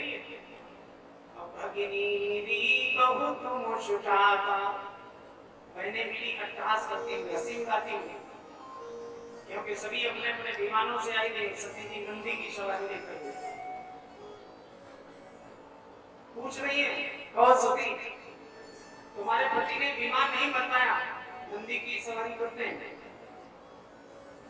सती तुम्हारे पति ने कहीं महल बनवाया कि वो कैलाश पर ही रहते? अरे सती तुम्हारे पति ने वस्त्र धारण करना सीख लिया कि भस्म लगाए ही रहते हैं, हंसी उड़ा रहे। लेकिन सती जी को इसका पूरा नहीं लगता। यज्ञ स्थल में सती पहुंची, दक्ष की जब दृष्टि पड़ी तो दक्ष संकित हो गया, ये क्या हुआ? अबे सीरदाम श्रेष्ठ दक्षो दुहित्र वत्सला। दक्ष जानता था मेरी कन्या बहुत क्रोधी है, अब विघ्न पड़ सकता है, ये कि मैं विघ्न नहीं आना चाहिए, इसलिए दक्ष ने बनावटी भाव से स्वागत किया सती का। आओ बेटी आओ, हमारा स्वागत है। मैं जानता था तुम अवश्य आओगे। कुछ नग्न रहने वाले तुम्हारे पति ने तुम्हें आने से रोका होगा, लेकिन तुम मेरा पक्ष लेकर हमारे यहाँ पधारी, तुम्हारा स्वागत है, तुम्हें तुम्हारा भाग प्राप्त होगा। सती जी ने कहा, हे पिता, पत्नी का अपमान और पति का अपमान करके इस झूठे अधिकार को लेकर तू पत्नी को प्रसन्न करना चाह रहा है, ये तुमने अच्छा नहीं किया। इधर सती जी की दृष्टि पड़ी तो दक्ष ने यज्ञ में शिव को भाग नहीं दिया था। विचार करना, शिव माने कल्याण, जिस यज्ञ का लक्ष्य कल्याण नहीं, उस यज्ञ में तो विघ्न आने ही चाहिए। बाबा लिखते हैं, ये दक्ष ने अच्छा नहीं किया है।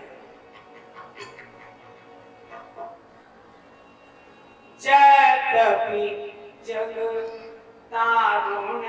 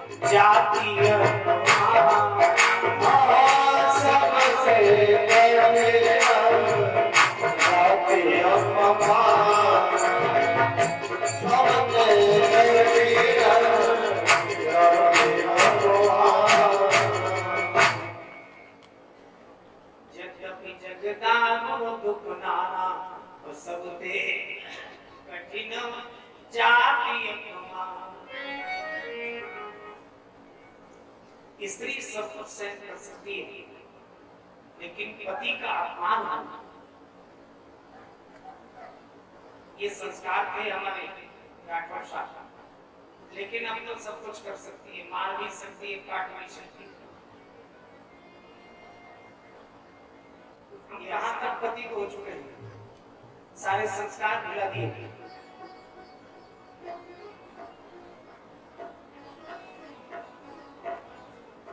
मैं मानता हूं कि पतियों में भी गलती है, ऐसा नहीं है पतियों में गलती ना हो, है।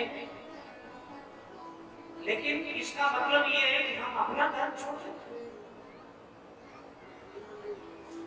ये गलत को लेकर के हम भी गलत हो जाते।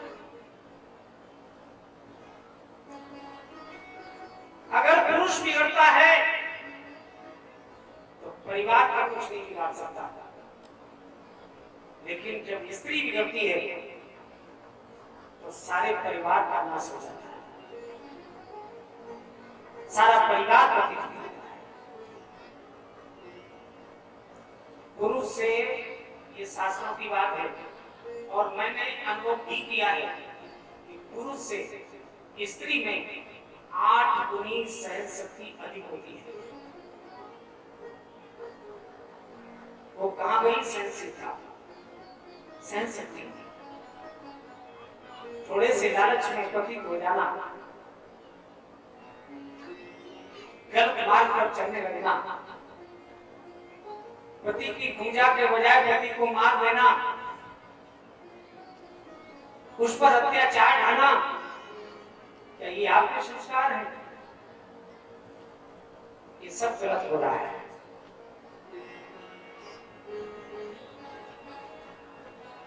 और यही कारण है कि धन तो बहुत है लेकिन पतन भी कम नहीं है।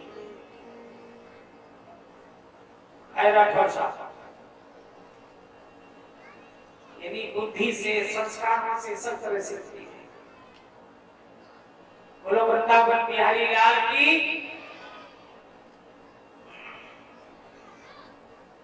से नहीं हुआ, सती जी खड़ी हो गई सभा में और ललकार कर कहने लगी, ऐ सभासदों, जिसने शिव जी की निंदा की है और सुनी है वो सुने। सुनहु सभा सदस्य करियो निंदा,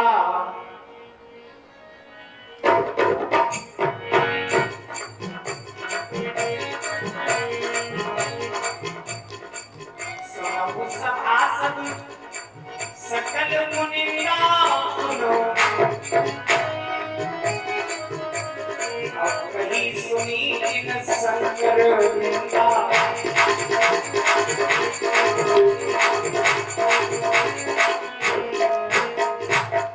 जिन्होंने शिव की निंदा की और सुनी वो सुनी,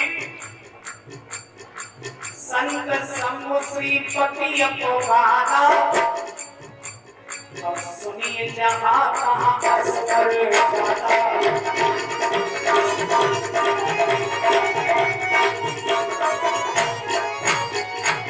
संत भगवान विष्णु, भगवान भोलेनाथ,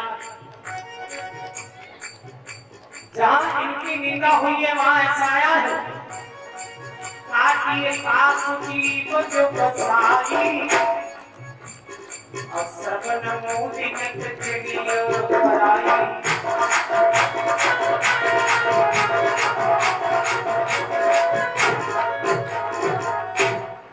अगर बस चले तो निंदा करने वाले की जिह्वा काट लो, अगर ऐसा बस नहीं चलता है तो कान बंद करके वहां से चला जाए।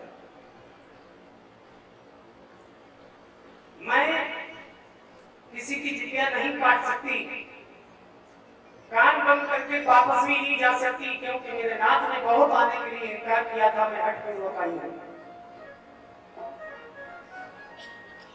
अतः इस हेतु को लेकर सहन भी नहीं कर सकती, क्योंकि जो सहन करता है उससे 1000 बहुपद का पाप लगता है। इसी हेतु को लेकर के मैं भी त्याग करूंगी। ऐसा कहकर के सती जी ने बोले, अस कई चोग अग्नि तैन जारा,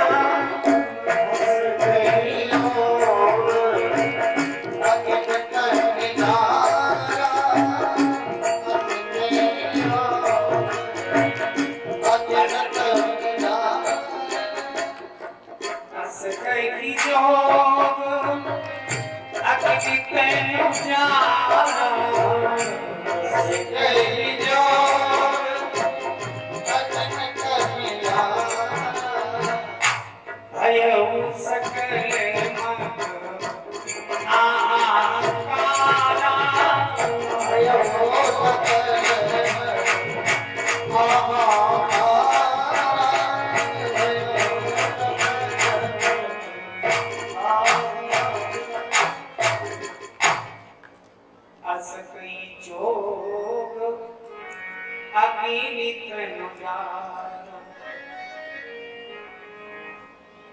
ऐसा कहकर के योगाग्नि के द्वारा, यानी योग के द्वारा, मैंने सुना है लोग जोश में कह जाते हैं सती जी ने ये भी मैं शरीर जला दिया। ऐसा नहीं है।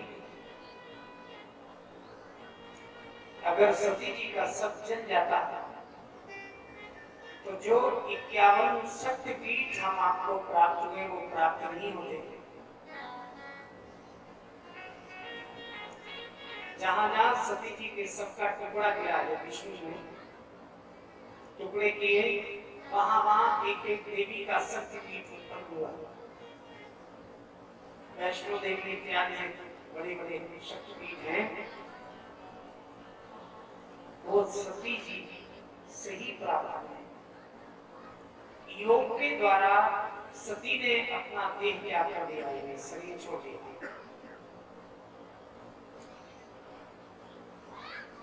जब शिव जी के गांव ने देखा तो उत्पात मचाया, वो उत्पात भृगु जी ने रोक दिया।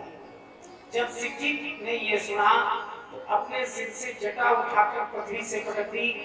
एक वीरभद्र नाम का गण उत्पन्न हुआ, प्रार्थना करने लगा, प्रभु आज्ञा बताओ संसार संहार दूं या समुद्र को सुखा डालूं। उन्हें नहीं, ऐसा कुछ नहीं करना, आज्ञा बोले जाओ दक्ष का यज्ञ नष्ट कर दो, दक्ष को मार दो। वो कर चला अपनी सेना के साथ दक्ष का यज्ञ नष्ट कर दिया। दक्ष का शीश फाड़ करके यज्ञ में डाल दिया। भृगु जी दाढ़ी फड़का रहे थे, नंदी दौड़े भृगु की दाढ़ी पकड़ के खींच ली, यज्ञ में डाल दी। भग देवता के नेत्र फोड़ दिए, गुफा के दांत तोड़ दिए। सभी देवता घबरा करके भगवान विष्णु के पास पहुंचे, प्रभु ये अच्छा नहीं हो रहा है, लोगों का यज्ञ से विश्वास हट जाएगा। दक्ष का यज्ञ पूर्ण कराओ ताकि यज्ञ के प्रति भक्तों की श्रद्धा बनी रहे। भगवान विष्णु आए, इधर शिव जी ने सती का सिर काटकर माला में पिरो लिया और सबको कंधे पर डालकर बन भटक रहे थे। सती के वियोग में भगवान विष्णु ने अपने चक्र से सती के सर के टुकड़े कर दिए। एक संत ने लिखा कि क्रोध जब शिव ने किया था, शिव सती तेरे लिए यज्ञ खंडित कर दिया था, शिव सती तेरे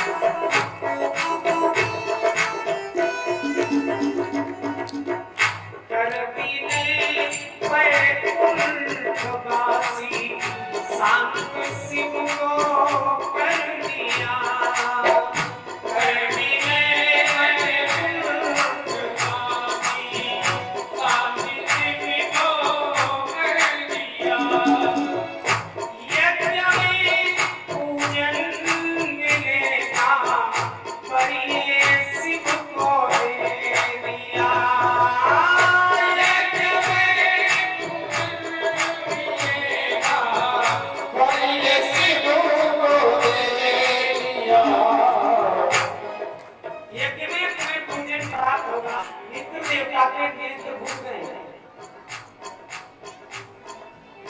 यानी सभी को वरदान दिया है शिव जी ने। शीश बकरे का मिला था शिव सती तेरे लिए, यज्ञ पंडित कर दिया था शिव सती तेरे लिए, यज्ञ पंडित कर दिया था शिव सती तेरे लिए। जब शिव ने किया था शिव सती तेरे लिए, यज्ञ पंडित कर दिया था शिव सती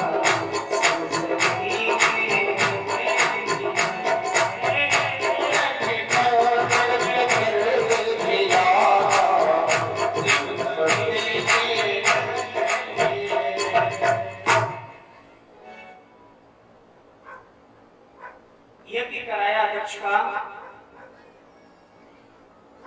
कनखल में बाज दिया है।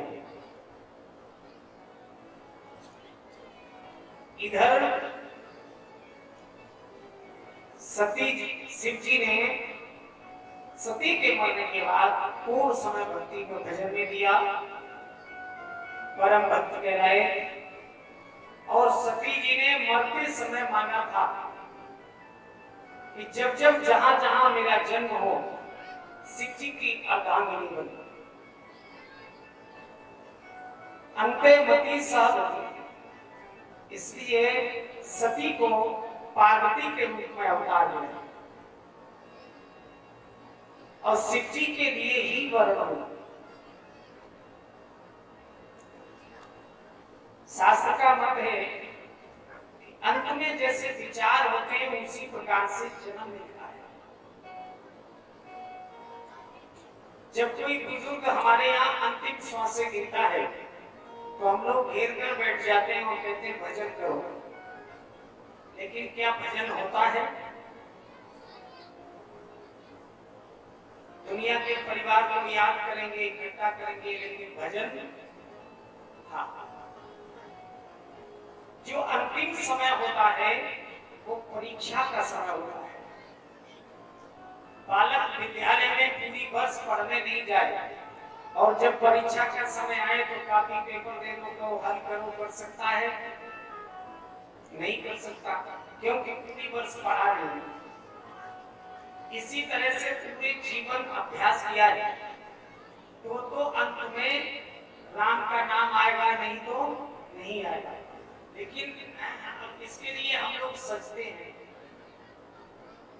बोले अभी नहीं, जब बुढ़ापा आएगा तब नहीं। एक संत ने लिखा कि बाल्यम मया केली कनाप कई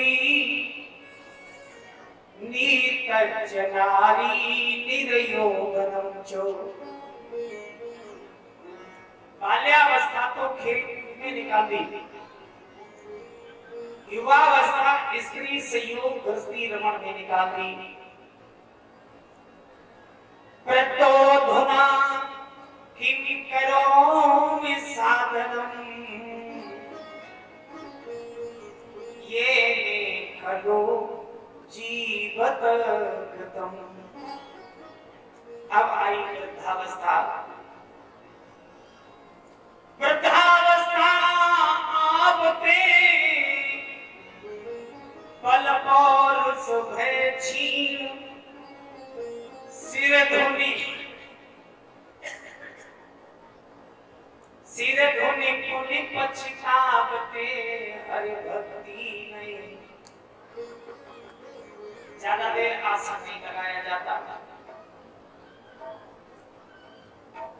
और जबरदस्ती आसन लगा भी ले तो गोड़ अकड़ जाते हैं, बड़ा मुश्किल से उठ पाते हैं। सुबह स्नान जल्दी नहीं कर पाते, सर्दी जुकाम बिगड़ जाता, फिर पछताते हैं कि भजन नहीं कर पाए। लेकिन का बरसा जब किसी सुखाने और समय चूकी पुनी का पछताने। फिर पछताने से क्या होता है?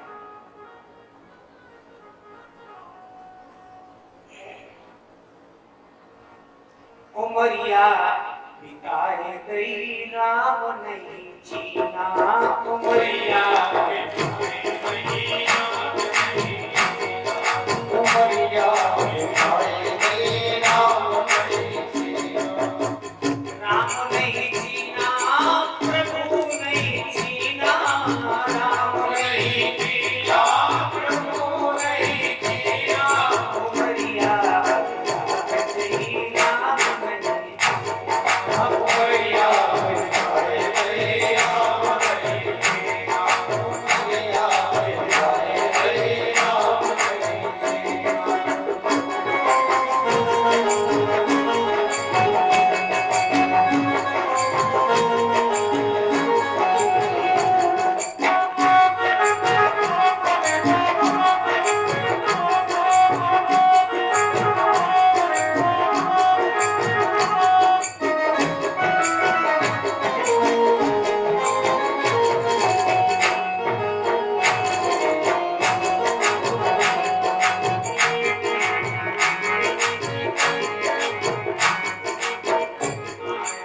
बंधन में भूला भटका, बंधन में भूला भटका, बंधन में भूला भटका, बंधन में भूला भटका, याद प्रभु की बुलाए गई राम, याद प्रभु की बुलाए गई राम नहीं, बुलाए गई राम नहीं, उमरिया बिताए गई राम नहीं, उमरिया बिताए गई राम नहीं, उमरिया। मैं भी कहता हूँ भजन करना चाहिए, लेकिन लोग जवाब देते महाराज ये उम्र भजन करनी। एक बालक मेरी सेवा में आ गया, एक कथा में, छोटी उम्र का था। अब वो जैसे ही हम करें वैसे वो भी नकल करेंगे। माला जाने कहाँ से भूख आया, हम भजन करें तो वो भी माला लेंगे। उनके दादा एक दिन आ गए, बच्चा माला लेके भजन कर रहा, फटकारने लगे, लाठी लेके खड़े हो गए। शर्म नहीं आती? पंडित जी ये क्या कर रहे हो, इस बच्चे को क्या सिखा रहे हैं? अभी भजन की उम्र है।